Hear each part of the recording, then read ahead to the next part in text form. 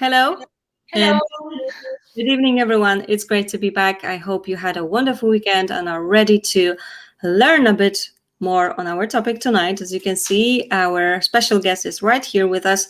Elena Lloret is right here with us. Thank you so much, Elena, for joining us tonight. And you will speak about definitely interesting topic. So thank you for agreeing to present this topic for us. And how are you feeling tonight? Well, thank you for the invitation. I'm more than happy to be here with you all. And yeah, I hope you like the presentation and the topic, of course. Definitely. We will talk about pronuclear transfer, as you can see. And of course, Elena, is right here to explain how it works, what the process is like.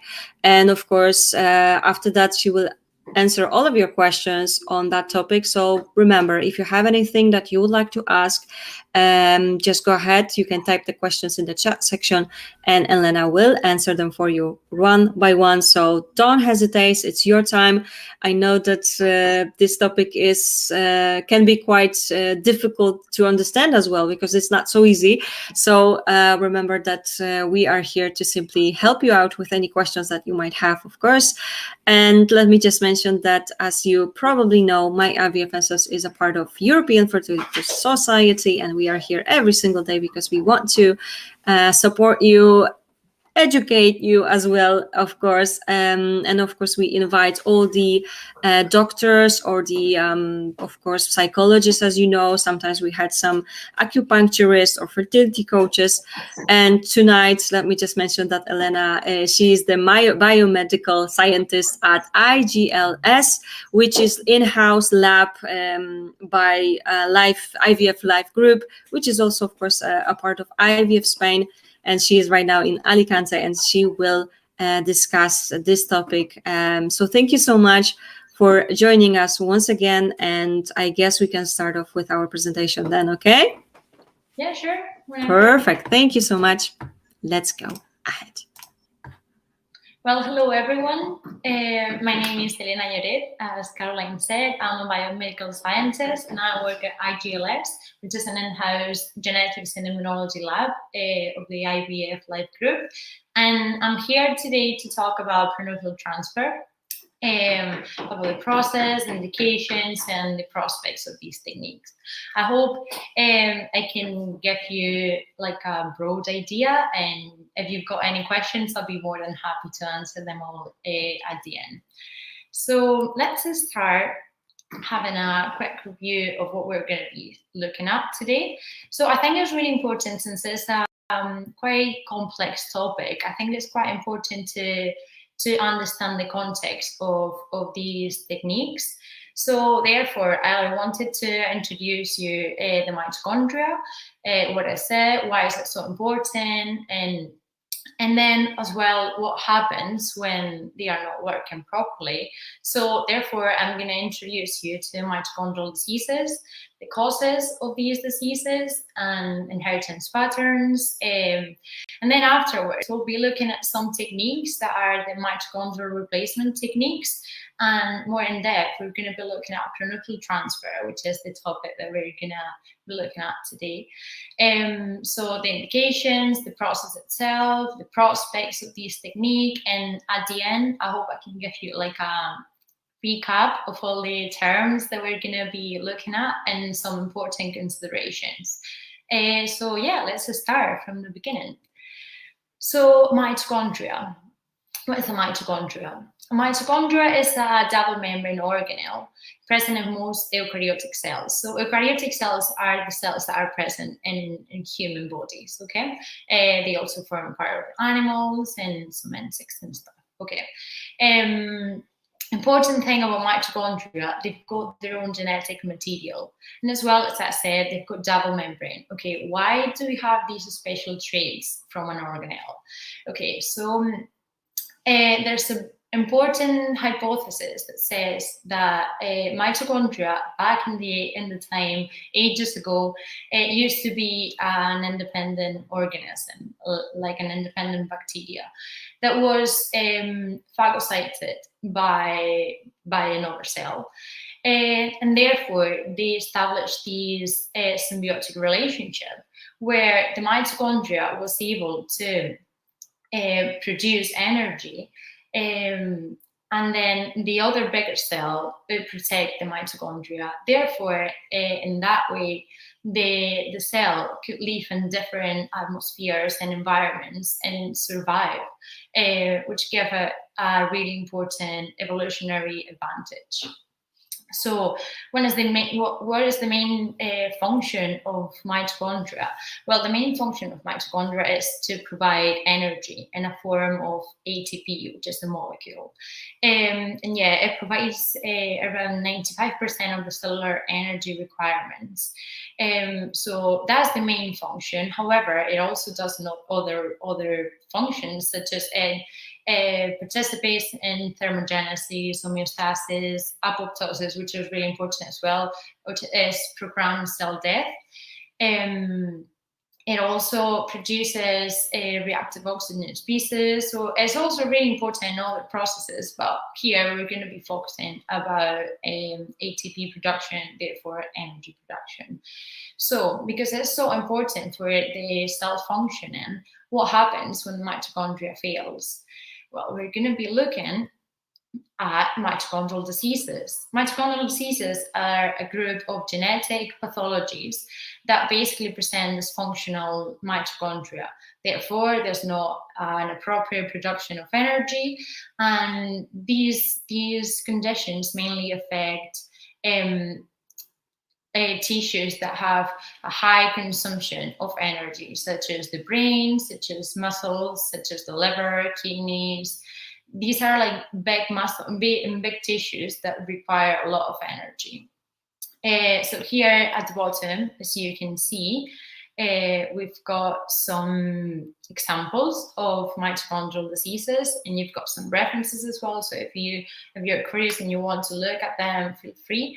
Then about the diagnosis, one of the main parts is clinical recognition and biochemical screening, then also histopathology tests through biopsies of the tissues, but also it's really important to mention molecular genetic tests, which imply whole genome amplification, exome sequencing, and other tests. Okay, so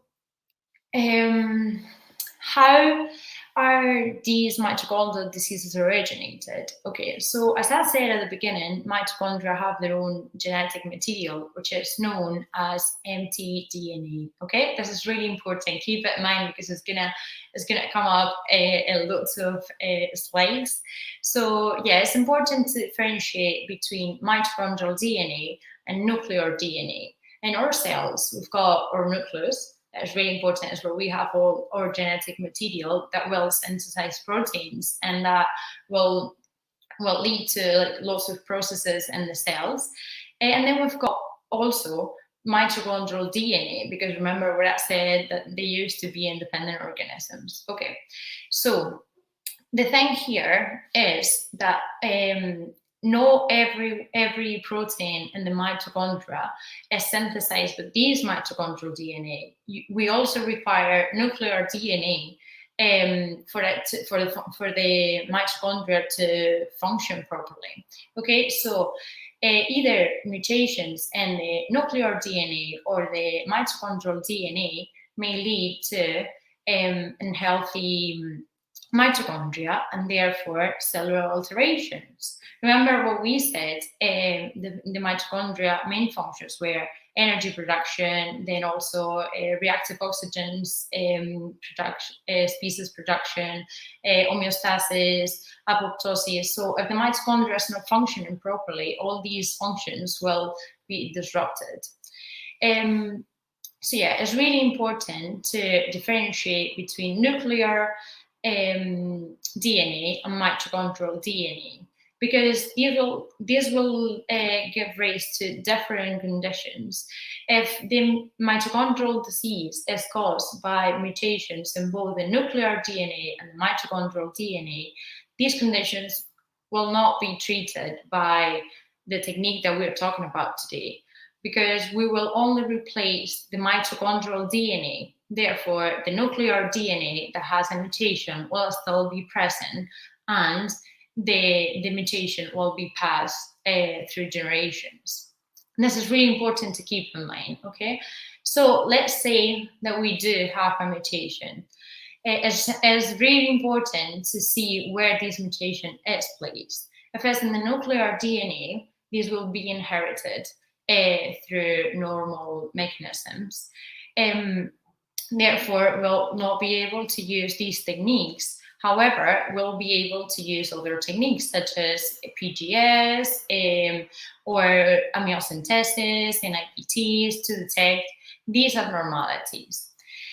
And if we do have a mutations at the mitochondrial DNA, then these mutations might be treated by pronuclear transfer, okay? Because we will be taking out the mitochondria, the mutated mitochondria from the patient, and we will be replacing them by healthy mitochondria. We'll see how later on, but this is just like a glance. Okay, so let's say we do have a mutation at the mitochondrial DNA. There are three concepts that are really important to keep in mind. First of all, we have to think that there's more than one DNA molecule in each mitochondria. Therefore, this is called polyplasmy. Therefore, if we do have a mutation, these mutations might not be present in every single DNA molecule. It might be present in only a few of them. So the fact that we've got a mutation doesn't imply that we will present the disease or the condition, because we may have a mixture of them, which is known as heteroplasmy. Okay, so the level of heteroplasmy is crucial for determining the extent of cellular dysfunction, which implies that the cell is not functioning properly, we're not getting enough energy, we're not having homeostasis is not being controlled, and other things that could happen. Therefore, it has been described that when heteroplasmy achieves a level over 60%, i.e. we've got more than 60% mutated mitochondria in a cell, then that means we are likely to present the disease. This is called a threshold level, okay? And then another important concept that we should keep in mind is that not every cell in the body is the same. There will be cells that will be more affected than others. So this is known as mosaicism. There will be tissues that may be more dysfunctional than others. So that all these factors will determine the extent of affection, will determine how bad the disease is, or even if it is present or not. So in which cases do we recommend mitochondrial replacement techniques? So I was saying, mitochondrial replacement techniques are IVF techniques that basically what we do is transfer the nuclear DNA from the egg with mutated mitochondria to another cytoplasm with a healthy mitochondria. So if the mutation, I really want to emphasize this because it's really important. If the mutation is at the nuclear DNA, then this mutation will still be present, even if we transfer the pronucleum to another egg. Okay, so we will only do these techniques when the mutation is present at the mitochondrial DNA. Okay, so as I was saying, there are different types of mitochondrial replacement techniques. Today we're going to be talking about pronuclear transfer. However, tomorrow one of my colleagues will be talking about maternal spindle transfer, which I believe it will be really interesting as well. So please do not hesitate to connect. I'm sure it will be really good. Then we've got germline vesicle transfer and polar body transfer. And then, as you can see at the end, as I was saying, these techniques are only indicated for cases where the mitochondrial disease is caused by mutation at the mitochondrial DNA. So let's have a look at the pronuclear transfer technique, the process itself. So what we will do, we'll take 2 eggs, one from the patient and then one from a donor. Okay, so the donor oocyte will have healthy mitochondria, whereas the patient oocyte will present mutated mitochondria. Okay, so what we'll do, we'll fertilize both eggs with a sperm cell from the patient. So in that case, we will have 2 zygotes. A zygote is the initial state of embryo development. So we'll have 2 zygotes. As you can see in orange, we'll have the 2 pronucleus. That's what you see under the microscope. One from the mother and the other one from the father. And then in green, you can see the donor oocyte is being fertilized by the patient as well. And then you'll have one pronucleus from the donor and then the other one from the father. So what we will do, we will enucleate both embryos. Okay, in the case of the orange embryo, which is the patient's embryo, we will take out the pronucleus, taking the minimal amount of cytoplasm that we can get. It's a difficult technique, but because we have to be really careful not to take any mitochondria, otherwise this would be pointless. So we will take both pronucleus, and then we will discard the rest of the cytoplasm containing the mitochondria and other organelles. And then we'll do the same process here for the donor embryo. We'll enucleate the embryo. However, here we will discard 2 pronucleus and we will keep the cytoplasm and the rest of the embryo. And then what we'll do, we will introduce the 2 pronucleus from the patients inside the cytoplasm that was created with the donor oocyte. And here we will have this embryo that contains healthy mitochondria and the genetic material from the 2 patients.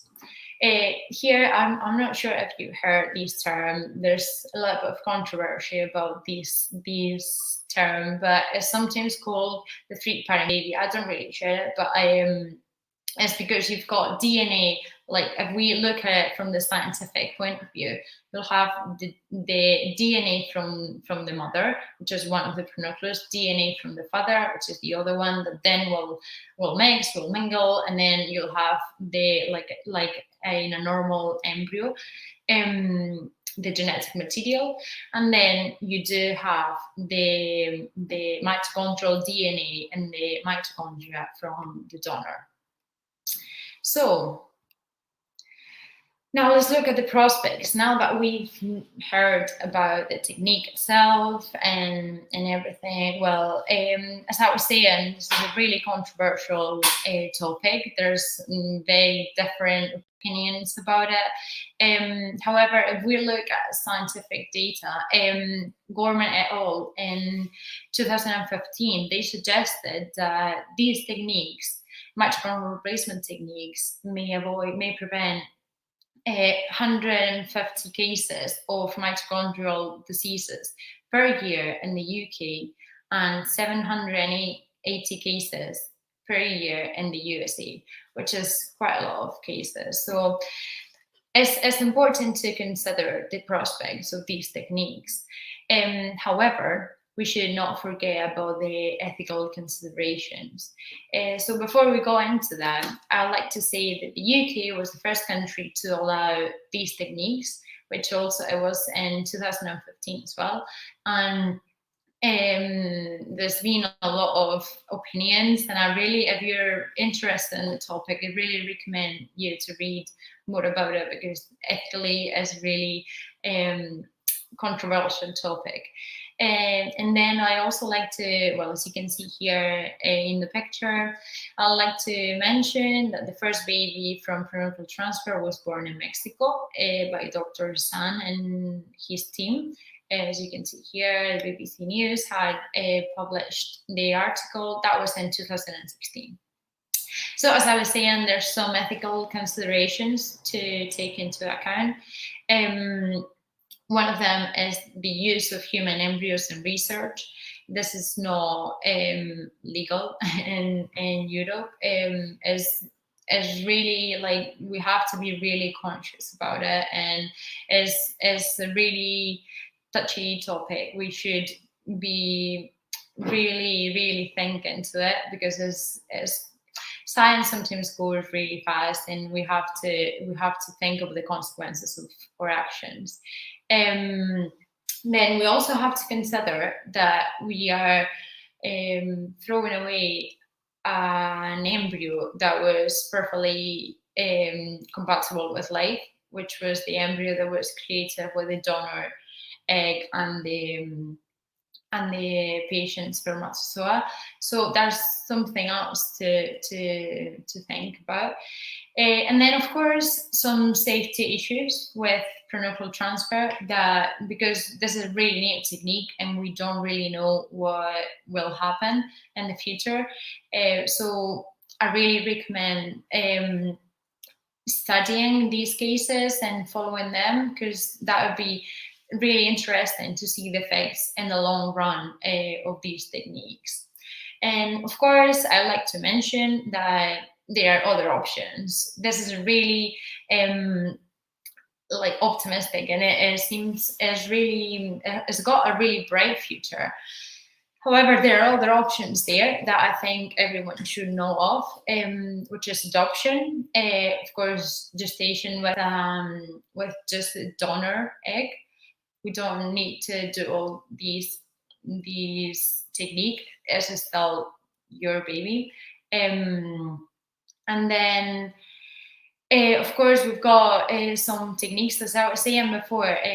These techniques might be recommended for cases where the mutation is placed at the nuclear DNA, as they are pre-implantation genetic diagnosis, because sometimes, as I was saying before, the mutation is not at the mitochondria, so the mutation will still be passed to the embryo. Therefore, we can do pre-implantation genetic testing to see what embryos are affected and what embryos are not affected, in order to select the healthy embryos.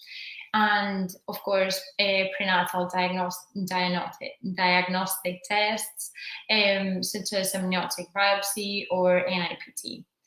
And then to finish, as I said at the beginning, I wanted to do a recap, because I know there's a lot of information. So I want you to leave this lesson or this talk with some clear things in your head, which are, I tried to make it simple and understandable, but the pathophysiology or mitochondrial diseases is really complex. So we have to consider a lot of things. It's not just A, B, and C. So apart from that, as we said, the mitochondrial diseases might be caused by mutations in either nuclear DNA or mitochondrial DNA. So in those cases that the mutation is placed at the mitochondrial DNA, pronuclear transfer techniques might be helpful to prevent the condition. So this is the indication for these techniques, when the mutation is placed at the mitochondrial DNA. However, there's the fact that we've got a mutation does not necessarily imply that we suffer the disease. As I said before, there's three important things to consider. One is heteroplasmy, the fact that maybe we do have a mutant mitochondria in a cell, but that may not imply that we suffer the condition. The cell might be able to function normally with that mutant mitochondria. And then it's also important to consider multi-system throughout the body. We do have different cells, so some tissues might be more affected than others, and then the extent of the expression of the condition might not be as severe. And then, of course, the threshold level, which, as we said, up to 60% is thought to have more effect, and therefore be more, the disease might be more present, more severe. And then to finish, as I said, for those cases where the mutation is placed at the nuclear DNA, there are other options, such as egg donation, adoption, of course, and pre-implantation genetic testing. So after all these, I'd like to mention some references. As I was saying before, if you're interested in the topic, please do some research. Here I've got some references, but I'm sure you can find lots more. So if you're interested in the topic, I really encourage you to read about it. And yeah, that's basically it. If you've got any questions, I'll be more than happy to answer. Thank you very much for your attention. And yeah, please give me your answers. Thank you so much, Elena, for that wonderful presentation and for explaining all the details, because as I mentioned, this is never an easy topic for sure. Yeah. So thank you for explaining. I think you made it very clear on everything, and definitely brilliant presentation. Thanks a lot for that. And well, now your part is starting, so Q&A session. So I can only say that, there is one question I see, but of course, if you have more, go ahead, type those in. It is your time to use it. And of course, Elena is here for answering all those questions.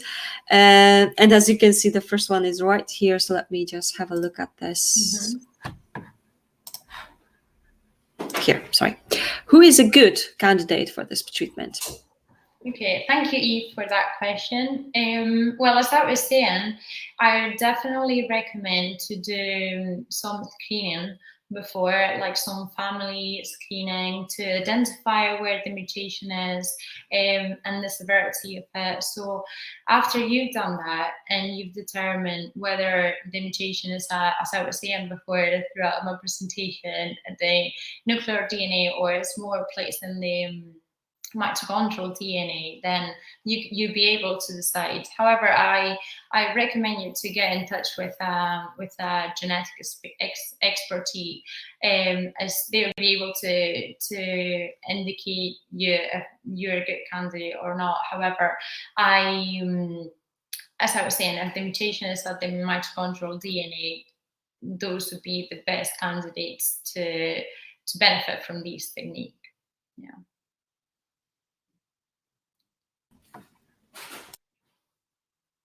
For your very good question, and of course for explaining. And actually, Eve has added one more question. Is it possible to have this treatment in Spain? Well, as far as I know, it is not possible to get it in Spain. However, as I said, this treatment is legal in the UK. So as far as I know, I recommend you to probably try in the UK. Yeah. All right. Again, thank you so much.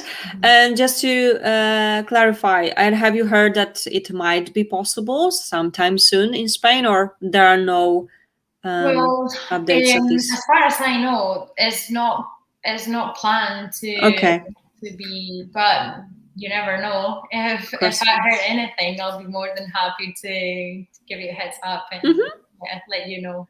Of course, thank you so much for the clarification. Crystal clear. In Spain, it's not. In the UK, of course, it's possible. I know that we had some webinars before. It's possible also in Ukraine. I know that sometimes in Greece, if anyone is interested, there were some webinars before. You can also have a look at this as well. And let's have a look. Someone is typing. Okay, so that means we need to wait a bit for more questions. It's right here as well. So let's have a look. With PGS or PGD, we can determine the mitochondrial issue in the embryo? Well, that's a good question.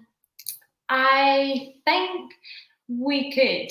However, I'm not 100% because I don't know. I'm not sure if you know these, but like there's different types of pre-implantation genetic testing. So we'll have to be looking at a specific test for mitochondrial mutations. However, I'm not 100% sure, so I could double check and I will give you a heads up, and I will give you an answer. I'll give the answer to Caroline. I'm sure she'll be able to put it up for you.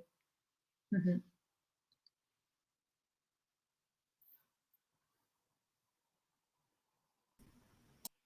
Understood, of course. Thank you so much indeed for interesting question.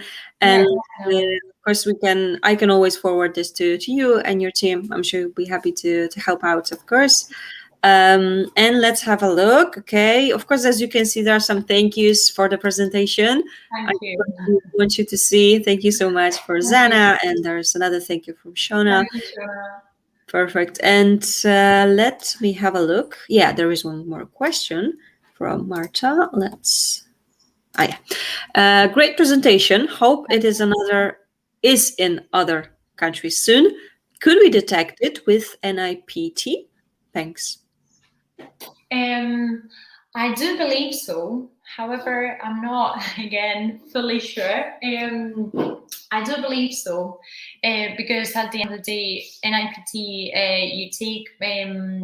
you take blood from the mother, and then you just amplify it and study the genome of the baby. Therefore, I am assuming, however, I'd like to double check that you will be able to see the mitochondrial defect with NIPT. Thank you, Martha, for your question.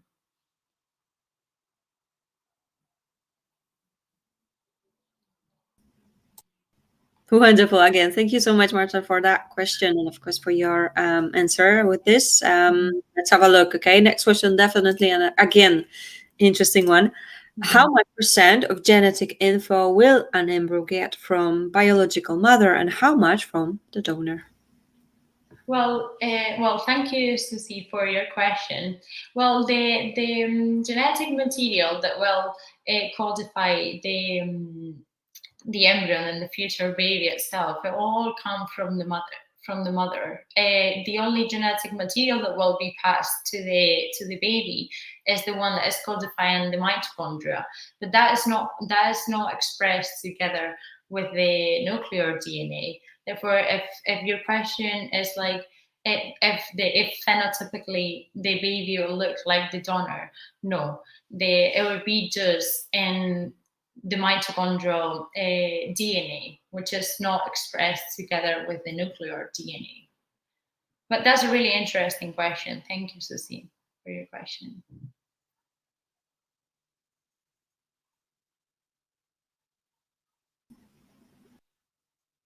Again, definitely interesting. And thank you for the clarification. Let's have a look. One more question. Mariam, sorry. Right here. Okay. If you transfer mitochondria from biological mother to donor embryo, will the donor embryo have the genetic material from biological mother? Well, thank you for your questions, Mariam. As I was saying, it is very similar to the other question, but the other way around. So, if you transfer the mitochondria to the other embryo, then you will be transferring the mitochondrial DNA, which will be only affecting the expression of the mitochondrial proteins, but these will not affect the expression of nuclear DNA, which will then give rise to phenotypical features and aspects of the baby. Therefore, that would be the only genetic material that will be passed to the baby, the mitochondrial DNA. I hope that answers your question. Excellent. Again, thank you so much for interesting question. And of course, if you would like to ask some more, go ahead. We will be slowly finishing. So don't use your chance. If there's something you would like to still ask, now it is time to do so. And let's have a look. One more question is right here. And before that, there is a thank you from Mariam for it. The question is, so are there any known side effects of having DNA from 3 parents in one person? Not really, but well, thank you for your question, Eve. But yeah, not really, as far as I know. But as I was saying, these techniques are very new. The first baby that was born through this technique was 5 years ago. It was 2016. So this is not enough time to see the side effects or any effects at all. So as I was saying, I really recommend to follow up these cases and see what they are, what can we learn from them, because as far as I know, we can't really predict anything. Yeah.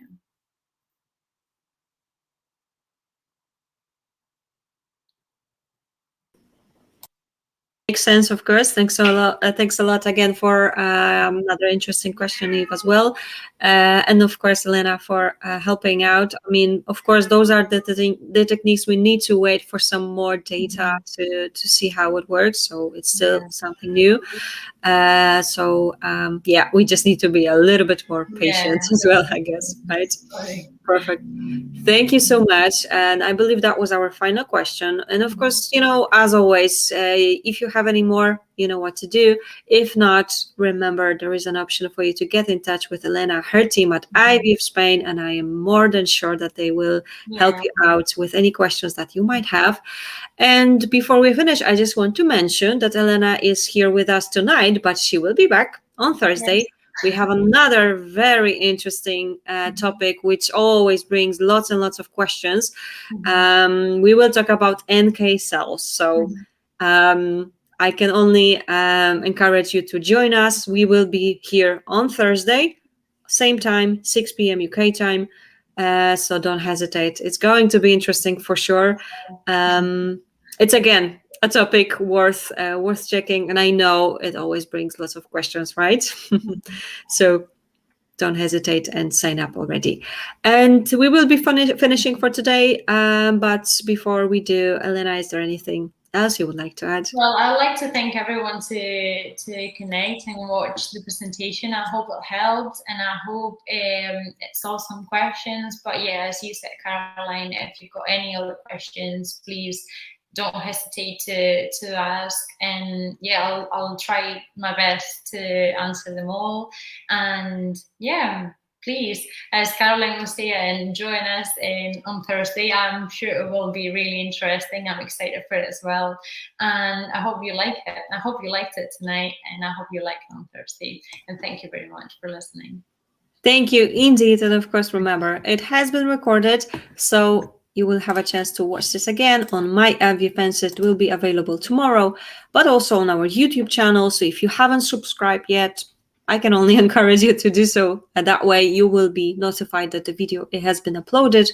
And of course, you know that we are coming to an end when it comes to the webinars. But don't worry, we will be back. We will be finishing at the end of July. But of course, there are some more events coming up. So go ahead, sign up. Some interesting topics this week are up, since we will talk about some of those new techniques like NK cells on Thursday. Tomorrow we will also speak with another member from IVF Spain. So we will talk about maternal spindle transfer, right? I think. Yeah. Sorry. So I can only encourage you to simply find out. Those are the new techniques that are out there. And they definitely seem interesting to learn a bit more as well. Yeah. Thank you so much, everyone. Have a lovely evening. And of course, I do hope to see you here tomorrow and definitely on Thursday. Right, Elena? Yeah, definitely. Thank you so much. Take care. Thank you so much. Bye. Bye-bye.